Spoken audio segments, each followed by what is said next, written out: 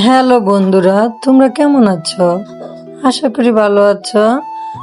আবারও আমার এই ছোট্ট রান্নাঘরে তোমাদের সবাইকে স্বাগতম। তো বন্ধুরা দেখো, আজকে আমি নতুন একটা রেসিপি নিয়ে এসেছি। দেখো, খাসি মুরগি ঝোল রান্না করেছি আলু দিয়ে। তো খাসি মুরগিটা তোমরা কে কে খেতে ভালোবাসো অবশ্যই কমেন্ট করে জানিও। দেখো রান্নাটা কত লোভনীয় হয়েছে, খেতে অনেক মজা হবে।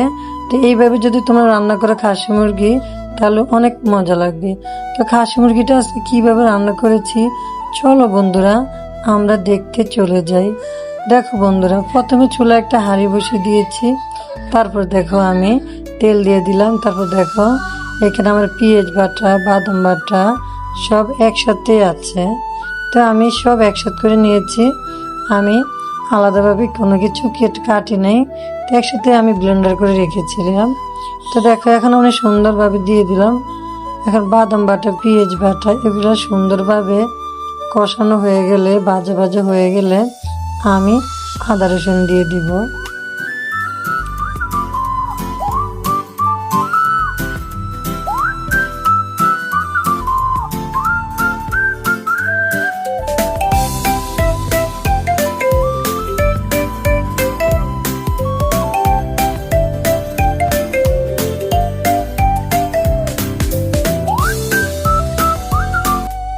তো বন্ধুরা, এদিকে আমার মশলাটা কষাতে কষাতে দেখো আমি তোমাদেরকে দেখাচ্ছি খাসি মুরগিটা আমি সুন্দরভাবে কেটে আমি ধুয়ে নিয়েছি। দেখো খাসি মুরগিটা সবসময় ছোট ছোট টুকরা করলেই ভালো লাগে, ভিতরে সুন্দর মতো মশলাটা ঢুকে। তো বন্ধুরা, আমরা কিন্তু গ্রামের ভাবে রান্না করি, কোনো শহর এলাকার মতো কিন্তু আমরা অতটা এইভাবে রান্না করি না। গ্রামে যেভাবে রান্না করে ঠিক ওইভাবে আমরা রান্না করি, হয়তো আমরা একটু মশলাটা একটু বেশি ব্যবহার করি। তো বন্ধুরা দেখো, এর ভিতরে দেখো আমার বাদামটা কিন্তু দেখো আমার মশলাটা কিন্তু কষানো হয়ে গেছে। তো এবার আমি আদা রসুন দিয়ে দিব।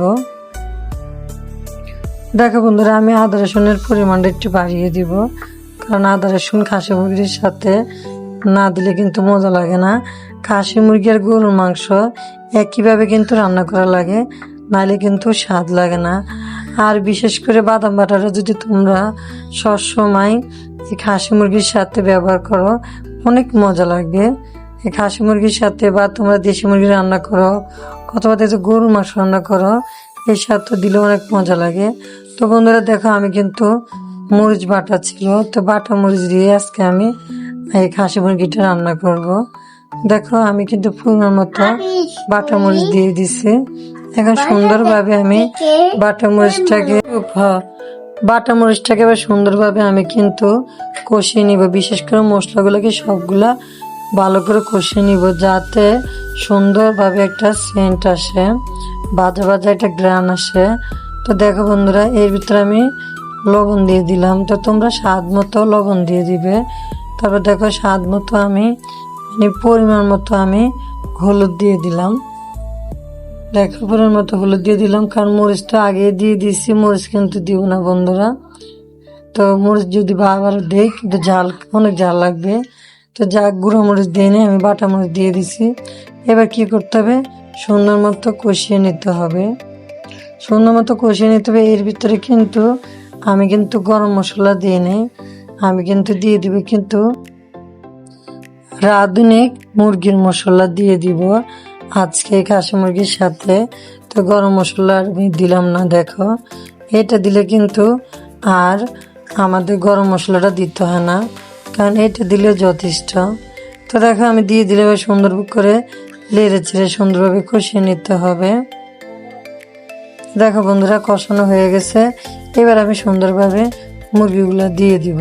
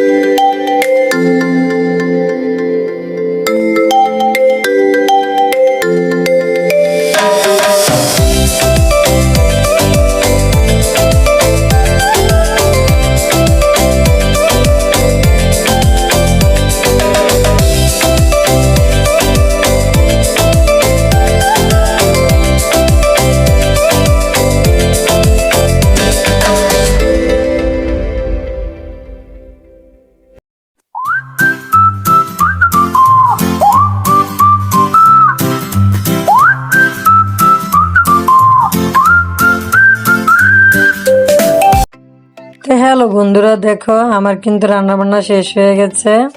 তো এখন আমি কিন্তু সুন্দরভাবে এটাকে বেড়ে ফেলবো। তোমাদেরকে তো আমি বাড়ার ভিডিওটা দেখাইছি, তো এখন আর আমি বাড়বো না। তো আমি এখন পরিবেশন করব, আমরা সবাই মিলে খাওয়া দাওয়া করব। তো দেখো বন্ধুরা আমি কিন্তু এটা ঝোল ঝোল রেখেছি, কারণ খাসি মুরগিটা আলু দিয়ে রান্না করেছি, ঝোল ঝোল রাখলে ভালো লাগে। আর তোমরা যদি বুনা করো তাহলে সুন্দর মতো বুনা বুনা রাখতে। তো ঠিক আছে বন্ধুরা, ভালো থেকে সুস্থ থেকো। আজকের মতো এই পর্যন্ত। ভিডিওটা ভালো লাগলে অবশ্যই লাইক সাবস্ক্রাইব করে পাশে